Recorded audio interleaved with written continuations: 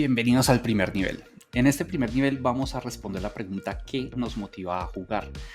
Consideramos que puede ser una pregunta relativamente fácil, pero vamos a descubrir que no lo es tanto, porque cuando pensamos en qué nos motiva a jugar, generalmente estamos utilizando palabras que son muy equívocas o ambiguas. Utilizamos la palabra diversión, ¿sí? ¿Y qué significa diversión? La palabra diversión es tan ambigua que cada consultor tiene su propia definición y se han construido diversas teorías alrededor de la diversión, como por ejemplo la teoría de las 4 llaves de la diversión de Nicolás Saro. La palabra diversión parece tener poco asidero y explicar el juego sencillamente como que es algo divertido nos pone en problemas cuando tratamos de determinar qué es lo que hay en común entre la diversión de un niño que juega un juego de rondas infantiles o un adulto jugando una partida profesional de ajedrez o un deportista jugando fútbol o jugar un juego de mesa. Y en ese sentido, tenemos que tratar de buscar una forma más amplia de definir aquello que nos motiva a jugar, que va más allá de palabras como competencia. Hay juegos que no son competitivos, ganar, hay juegos en los que no se puede ganar, por definición no se puede ganar.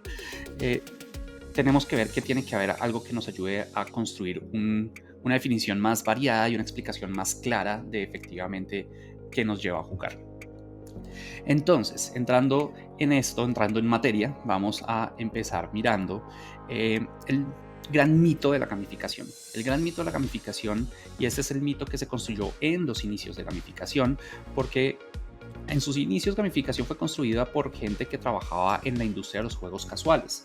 En la industria de los juegos casuales lo que buscaban era cambiar la forma en la que la gente jugaba. Y mientras que antes una persona podía durar horas enganchada en un juego de consola, por ejemplo, eh, cuando llega Internet y llega Facebook, después los celulares, los juegos de celular, empieza a cambiar el interés alrededor de la construcción de estos juegos porque estos juegos se vuelven gratuitos. Y al volverse gratuitos, su sistema de monetización tiene que transformarse y empieza a notarse que un juego gratuito tiene mayor probabilidad de efectivamente recaudar dinero cuando el jugador logra estar conectado al menos 4, 5, 6 meses en el juego de manera consecutiva. Y esto es curioso porque ya no estamos dosificando el juego en pequeños momentos de juego en el día, pero estamos queriendo que un jugador dure 1 año, 2 años conectado al mismo juego, lo cual era una actitud no natural en su momento. Y ante esta actitud no natural, el, la clave del éxito se le atribuyó a los sistemas de recompensa, fundamentalmente a las medallas, a los puntos, a las tablas de líderes, a los sistemas de niveles, a algunos sistemas sencillos de progreso, el avatar, y empieza a hablarse de gamificación como una serie de componentes o elementos que de alguna forma desatan recompensas hedónicas en nuestro cerebro, dopaminérgicas, se desata la dopamina. Y sin embargo, como diseñador de juegos, la recompensa me genera sospecha. Y me generó sospecha desde el comienzo cuando empecé a trabajar en gamificación y vi efectivamente cómo estos sistemas basados en recompensa, en puntos, en medallas, en tablas de líderes, tendían a fallar principalmente en sistemas educativos en el mediano plazo. Funcionan muy bien en el corto o funcionan muy bien para experiencias muy concretas, pero cuando ya trataba de expandir esto a programas más largos, a un semestre de clase, esos sistemas tendían a volverse menos enganchadores. Y esto tiene una razón de ser, porque esto de alguna forma trata de pararse en los hombros del conductismo y de la economía de fichas. Y parece que estuviéramos devolviéndonos en la historia de la educación hacia momentos anteriores, donde la recompensa es lo que promueve la motivación de los niños, pensando que eso es lo que nos lleva a jugar. Y sin embargo, el 99% de los juegos que utilizan estos sistemas fracasan. El utilizar este tipo de sistemas de recompensas no asegura el éxito de un juego, no es lo que realmente engancha al jugador. Sirve para dosificar y para mantener la conducta más tiempo, pero el juego tiene que estar bien diseñado para que estos sistemas funcionen. Y hay efectivamente temas más importantes para realmente promover la motivación de un jugador. Entonces, para poder tratar de definir por qué jugamos, hay que tratar de entender procesos de diseño y procesos psicológicos de la manera más completa posible. Y para esto, gamificación busca referentes en diferentes campos, como las teorías motivacionales, que es donde nos vamos a centrar principalmente, teorías atencionales, teorías emocionales, teorías cognitivas, ¿sí? Que todas de alguna forma tratan de explicarnos cómo aprendemos, cómo funciona nuestro cerebro, la neurociencia, la economía o las ciencias conductuales. Todos estos sistemas de alguna forma tratan de explicar cómo tomamos decisiones, cómo nos motivamos, qué nos engancha. Pero además, los juegos también utilizan algunos paradigmas de diseño como la semiótica o la infoingeniería, por ejemplo. Incluso podemos ir más allá y ver que también entra a jugar el diseño sistémico, que de hecho es uno de los más importantes para poder realizar juegos complejos que no se sientan difíciles, ¿sí? Pero en el centro de esto, lo más importante es entender que alrededor de todas estas teorías, en el centro en gamificación, lo que le pone el game a gamificación, el juego a juegificación o ludificación, es el hecho de que en el centro están las teorías de diseño de juegos. No las teorías de juegos, también estudiamos teoría de juegos en términos económicos, pero que realmente son los paradigmas de diseño de juegos los que nos han enseñado cómo amalgamar todas estas diferentes ciencias en un sistema de diseño coherente. Nos permite utilizar esas teorías a nivel de diseño, lo cual es difícil cuando uno trata de unir tantos elementos diferentes y tantas áreas de conocimiento diferentes. El diseño de juegos las amalgama porque de manera experimental ha trabajado con todas ellas. Experimental porque ha sido a través de prueba-error, a través de pedirle retroalimentación a los jugadores, a través de pulir y mejorar los juegos. Y eso hace parte del diseño sistémico. El diseño sistémico implica que el sistema no se puede predecir si no se prueba el sistema. Y parte del proceso de diseñar un aula gamificada va a tener que ver con eso, con aprender a probar nuestras aulas gamificadas y recibir retroalimentación.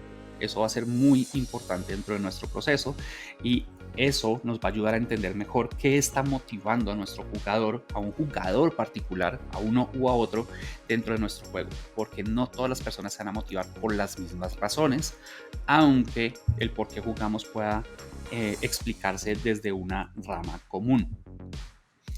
Entonces, si vamos a hablar de motivación y vamos a tratar de entender cómo el juego nos motiva, primero tenemos que tratar de identificar cómo lo medimos.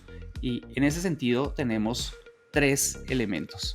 El primer elemento es la energía. El primer indicador de medición de la motivación es la energía. La energía es fundamental porque uno no puede medir de forma booleana, sí o no, 1 o 0, si una persona está motivada o no.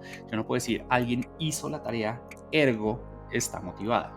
Yo tengo que pensar en cuánta energía le está poniendo a la actividad.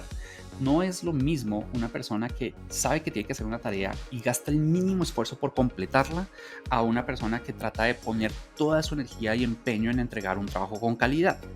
Y eso gasta más energía y ese gasto energético va en contravía de todos los procesos neuronales de neuroeficiencia que nos llevan a tratar de ahorrar gasto de energía. Los seres humanos ahorramos energía por naturaleza y solamente seleccionamos gastar energía en las cosas que realmente encontramos interesantes.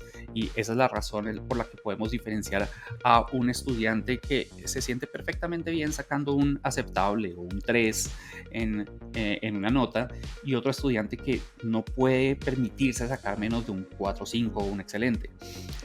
La energía nos permite entender muchos aspectos de la motivación y es parte de lo que queremos generar con el juego. Lo segundo es la persistencia. La persistencia tiene que ver con cuánto tiempo puedo mantener yo ese gasto energético. Y cuánto tiempo no quiere decir en una sola actividad. ¿Sí? Yo puedo ser muy energético, voy al gimnasio y fui muy energético durante 2 horas. Al otro día volví a ir. Fui un poco menos energético, me empezó a doler todo, los huesos, el cuerpo. Entonces no fui tan energético. Tercer día un poco menos. Cuarto día abandoné el gimnasio. En ese caso la persistencia fue corta. Y eso quiere decir que aunque empecé con mucha energía, no logré persistir. Y eso, por ejemplo, a nivel de cambios de hábitos, es algo que es muy importante de medir. Y de alguna manera, en educación estamos pidiéndole a los estudiantes que modifiquen hábitos y necesitamos que esos hábitos persistan, que hagan un trabajo, no nos asegura que hagan el siguiente trabajo que les proponga en clase. Y yo necesito ver que efectivamente el juego no se vuelva menos motivador en el mediano y en el largo plazo, que es lo que pasa con muchos sistemas de gamificación de diseño perezoso, de diseño de puntos y de medallas. La persistencia no funciona tan bien. Y en tercer lugar tenemos la dirección.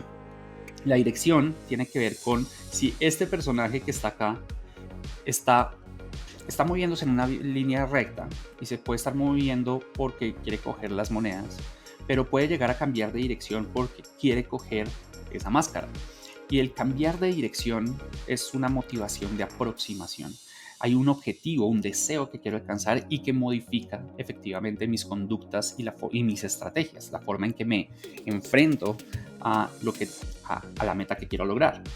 Pero por otro lado, el jugador puede sencillamente estar evitando que el tren que está a la izquierda lo golpee. Eso le generaría dolor porque pierde. ¿Sí? Y eso se llama motivación de evasión.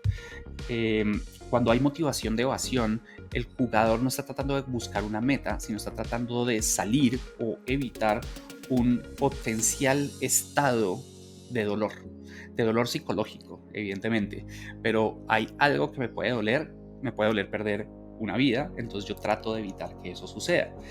Y es importante entender esto en términos del proceso de poner castigos, de permitir al jugador perder, cómo manejamos esa dirección de evasión sin que esa dirección de evasión nos genere frustración.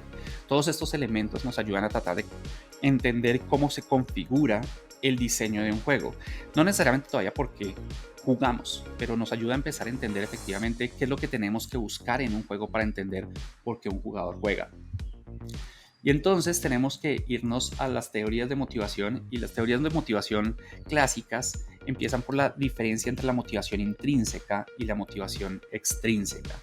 Y vamos a ir primero a la versión 1 de esta definición, la versión puramente académica, que en gamificación no nos va a servir tal cual como está, no nos sirve a nivel de diseño, no quiere decir que no sea correcta, sencillamente no nos sirve a nivel de diseño, nos complica la vida si queremos pensar en motivación intrínseca de manera pura, porque la motivación intrínseca son actividades que se denominan autotélicas. Eso quiere decir que telos es fin, que son la actividad es el objetivo en sí mismo. Tocar guitarra, si yo aprendo a tocar guitarra sin que tenga la presión de un padre o desee ganar dinero trabajando tocando guitarra, o yo voy a querer aprender porque a tocar el instrumento de alguna forma ya me hace sentir bien. Eso no quiere decir que no hayan estímulos externos. Claro, está el sonido de la guitarra, el hecho de que suene bien, el hecho de que pueda tocar una canción que me gusta. Hay razones para seguir tocando la guitarra. Sí hay razones, no es sencillamente un porque sí, pero a la hora de preguntarle a una persona por qué le gusta tocar guitarra, muchas veces incluso es difícil para la persona dar una respuesta diferente a por qué sí, porque es la actividad misma la que me está moviendo. Y evidentemente la motivación intrínseca depende del diseño. Es mucho más difícil generar motivación intrínseca tocando una guitarra tradicional a una guitarra de Guitar Hero. La guitarra de Guitar Hero y el programa están diseñados para generar motivación intrínseca desde el diseño. Cambiar el diseño de los objetos puede aumentar la motivación intrínseca de utilizarlos, y por objetos estoy hablando en una forma muy general. Pueden ser dispositivos, pueden ser programas, servicios, pero la forma en que se diseñan modifican la motivación intrínseca. Por otro lado está la motivación extrínseca. La motivación extrínseca son aquellas actividades para las cuales yo tengo incentivo, como por ejemplo aquellas actividades que pueden estar dependiendo de sistemas de puntos y medallas, donde yo estoy haciendo la actividad no porque la actividad me parezca interesante, sino porque el resultado de realizar la actividad me atrae. Es el resultado, la meta. La actividad la hago a pesar de que la actividad no me interese. Y esa es la definición de trabajo. Es la definición que por lo menos desde el diseño de juegos podemos pensar a nivel de trabajo, porque no se trata de decir que juego y trabajo son opuestos.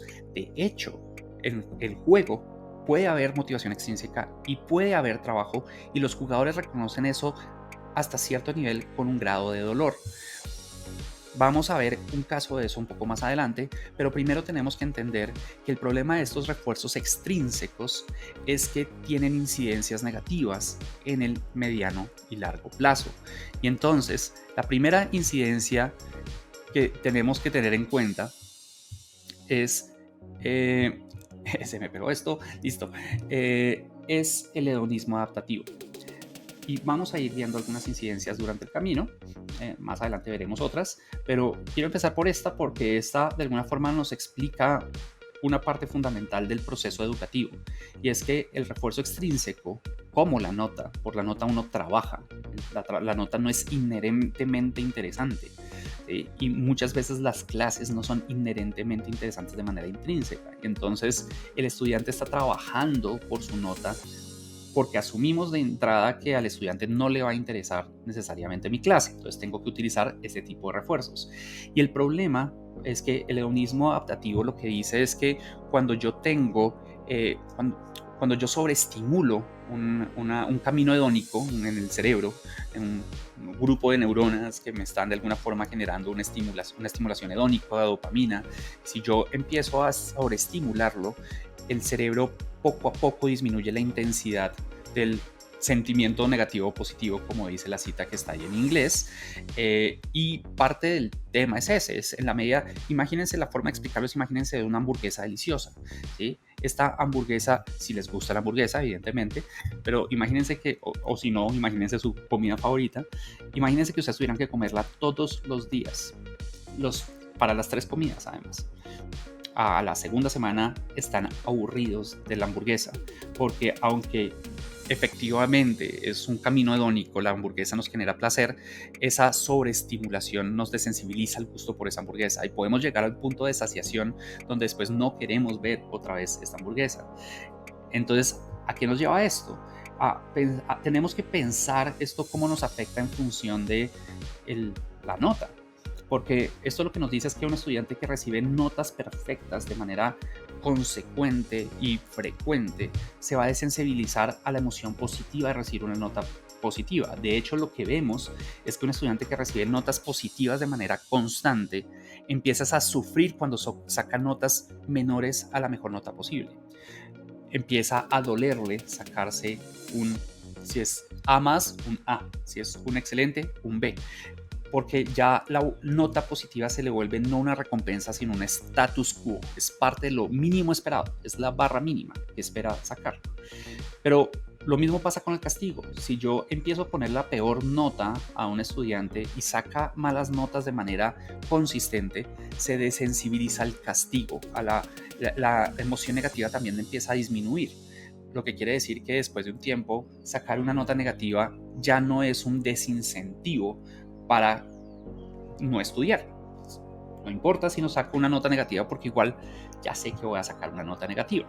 Entonces, este proceso de refuerzos en últimas tiene efectos de mediano y largo plazo que pueden generar conductas que no son las más provechosas o estrategias que no son las más provechosas a nivel educativo en función del aprendizaje, en función de procesos de aprendizaje.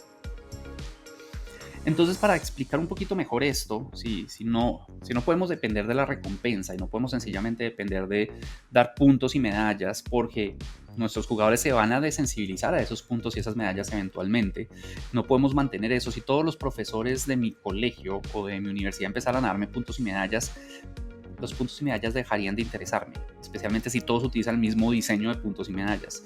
Entonces toca buscar un poco más profundo. Y para eso lo mejor es mirar la teoría de autodeterminación humana.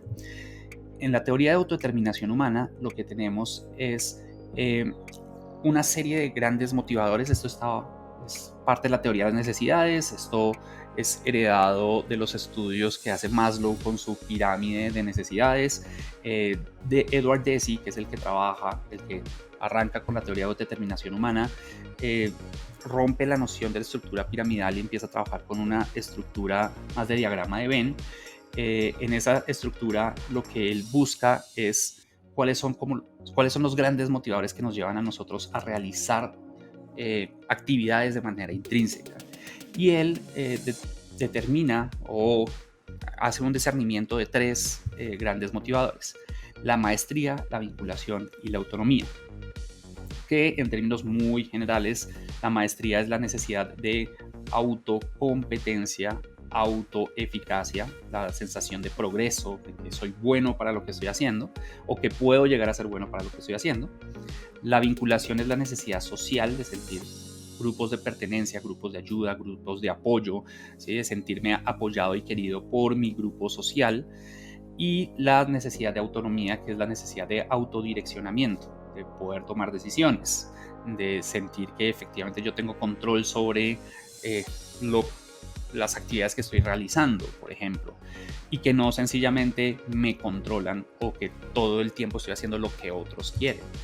Y alrededor de estas grandes necesidades, lo interesante es que son muy buenos predictores de efectivamente las diferencias en los sistemas de juego, en las formas de juego que encuentro en diferentes jugadores.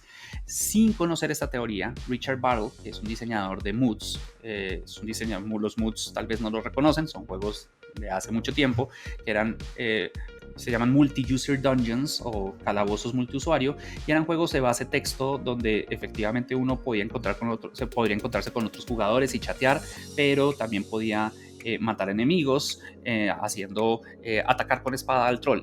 Y entonces uno escribía eso y entonces el juego le respondía a uno: ha perdido 25 puntos de vida, el troll te ataca y perdiste 2 puntos de vida. Y era todo con base en sistemas textuales. Principalmente después eso cambia y tiene elementos más gráficos, pero inicialmente eran textuales. Y Richard Barrow, que trabajaba con ese tipo de juegos, hace un análisis de las conductas de los jugadores dentro del juego para determinar clústeres de conductas, agrupaciones de conductas, y llega a una definición que en esencia es supremamente similar a lo que llega Deci en la academia con su autodeterminación humana. Él dice: los jugadores se pueden dividir en triunfadores, exploradores, asesinos o socializadores. El triunfador es fundamentalmente el jugador que se está moviendo por maestría, que es lo que está buscando es actuar sobre el sistema para derrotar los obstáculos que el sistema le propone y tratar de sacar los mejores desempeños posibles dentro de ese sistema de juego. El explorador es el jugador que busca autonomía, que está mediado por el descubrimiento, por la exploración libre, por querer ver el juego que le enseña, quiere interactuar con el sistema para ver todo lo que el sistema puede tener. Y en ese sentido se mueve mucho desde la autonomía. Después está el socializador. El socializador era el jugador que entraba principalmente para jugar con otros, para tener un canal de comunicación con otros seres humanos, y desde ese canal de comunicación sentirse en un grupo al que pertenece. Ese jugador socializador es muy frecuente, por ejemplo, en términos de juegos de mesa. El juego es una actividad social, pero en videojuegos también los videojuegos multijugador en línea funcionan como sistemas de socialización. Tienen lobbies y tienen chats y tienen todos los sistemas de socialización posibles porque movilizan precisamente de manera muy fuerte la vinculación. Y hay una última categoría, que es el asesino, que el asesino es aquel que no quiere interactuar con los jugadores, sino actuar sobre ellos. Es el jugador altamente competitivo, que lo que busca es derrotar a otros jugadores. Y dentro de esto hay elementos de los tres motivadores, solo que asociados a metas diferentes. El asesino quiere sentir maestría en términos de tengo que ser mejor que el otro. Necesita vinculación con otros, pero en un formato competitivo. Muchas veces, evidentemente, a su grupo de amigos del asesino también le gusta el mundo competitivo y tiene formas de vincularse con su grupo social a través de qué tanto daño le hago a otros jugadores. Es un tema muy complejo y tiene temas de autonomía en función de la noción de poder, la noción de control. Quiero controlar lo que sucede dentro del juego. La competencia tiene un elemento de control que está muy asociado también a los procesos de autonomía. Entonces, finalmente Richard Battle lo que encuentra son elementos similares a los que encuentra Deci Ryan. Y esto de alguna forma hace que muchos estudios de motivación en el juego, de por qué jugamos, tratando de explicar por qué jugamos, se centren no en una razón, sino en una serie de múltiples razones que generalmente se tienden a investigar desde alguno de estos dos puntos de vista, que en últimas vienen a ser dos caras de la misma moneda. Entonces, ¿por qué jugamos? Jugamos porque nos satisface necesidades intrínsecas. El juego nos está satisfaciendo alguna de estas necesidades de alguna manera. Y aquí no estamos hablando de la recompensa del punto, estamos hablando de ese punto que significa psicológicamente para mí. Si gano un punto, ¿ese punto qué es? ¿Por qué me gané ese punto? ¿Para qué me sirve ese punto? ¿Qué demostró ese punto? Entonces, en términos generales, si pensamos en maestría, pensemos en juegos que tengan que ver con estos motivadores como para ayudarnos a empezar a tener esto de manera más clara.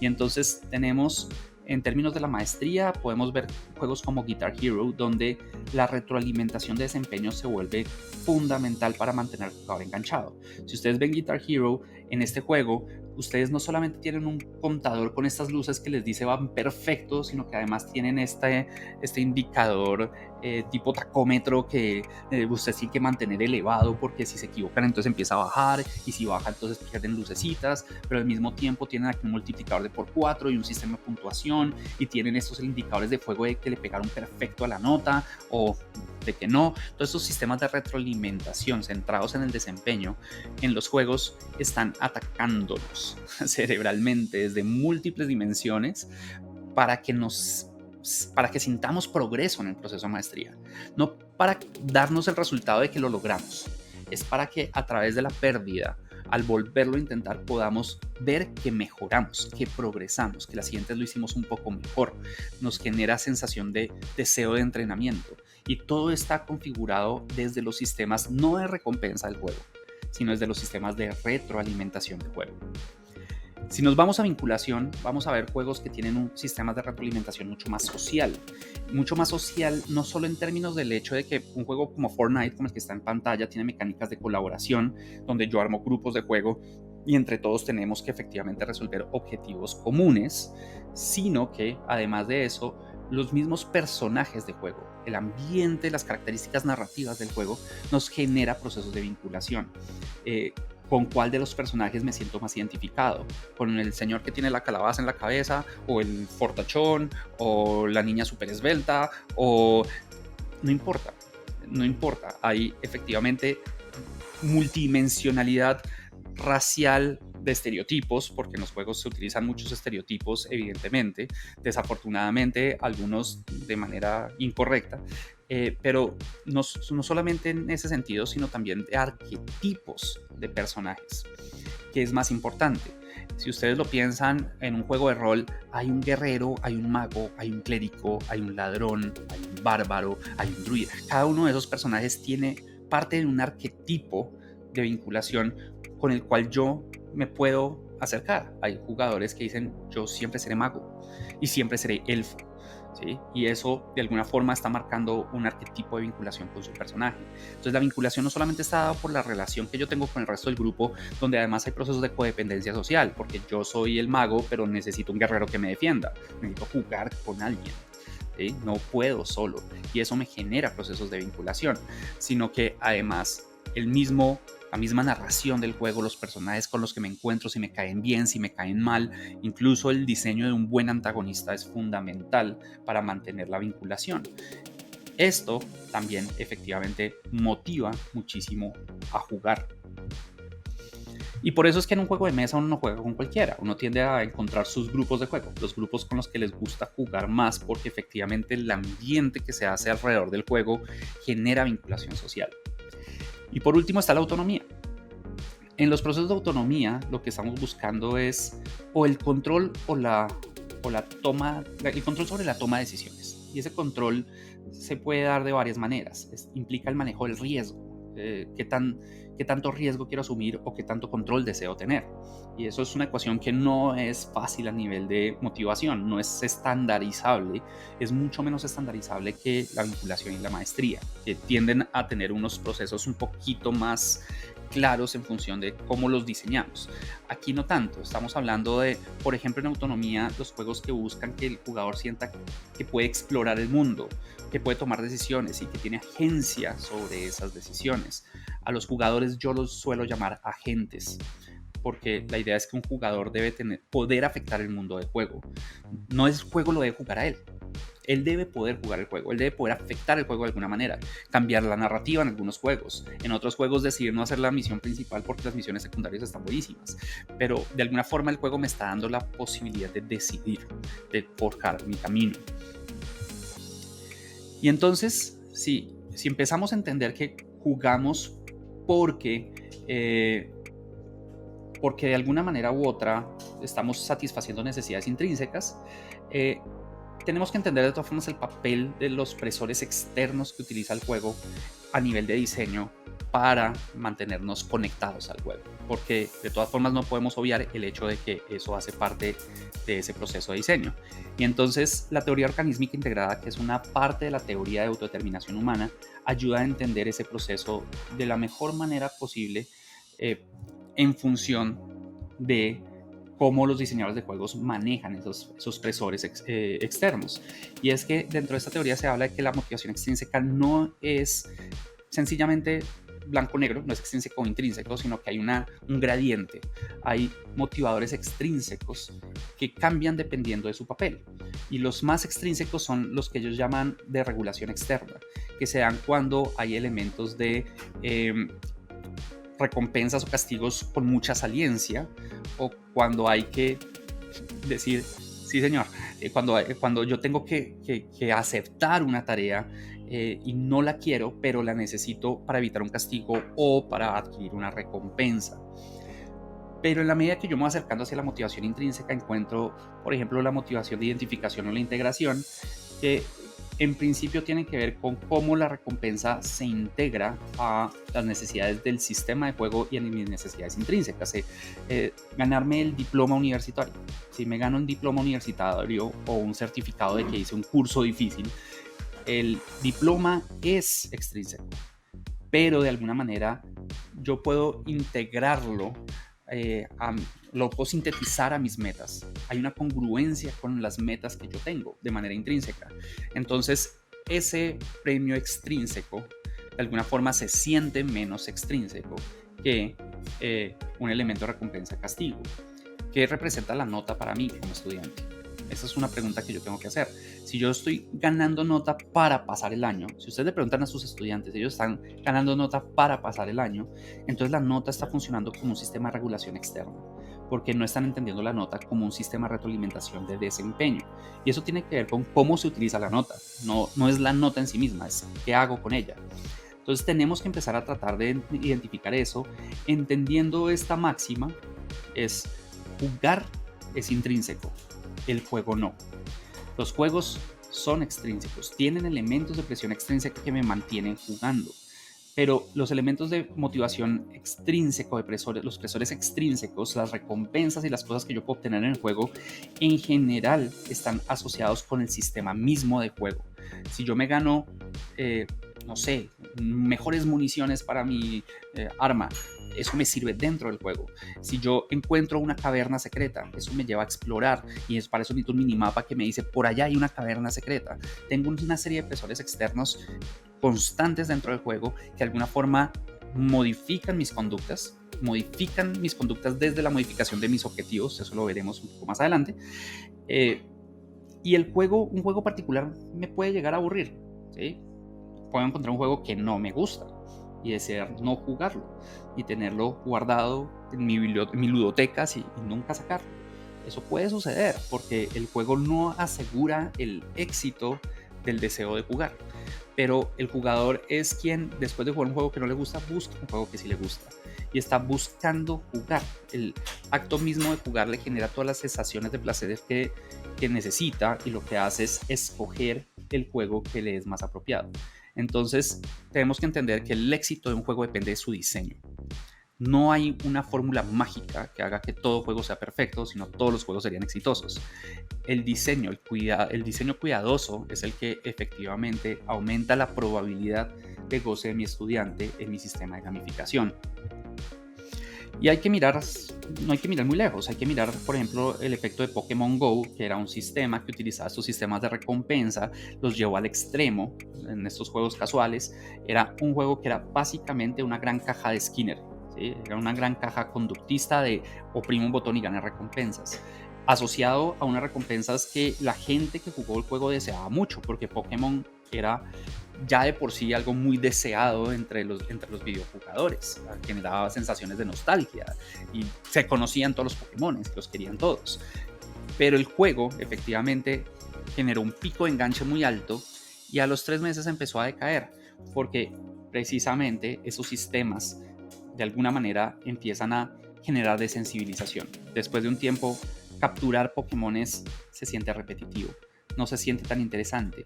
Y esto, esa curva de estabilización que hay hacia el final, ya es la que realmente nos indica el juego qué tan exitoso realmente está siendo, qué tanto está logrando mantener a sus jugadores conectados. Y aunque claramente hay personas que esos sistemas de motivación externa los captura, incluso en procesos a veces compulsivos, no es la norma. Entonces tenemos que ir un poco más allá.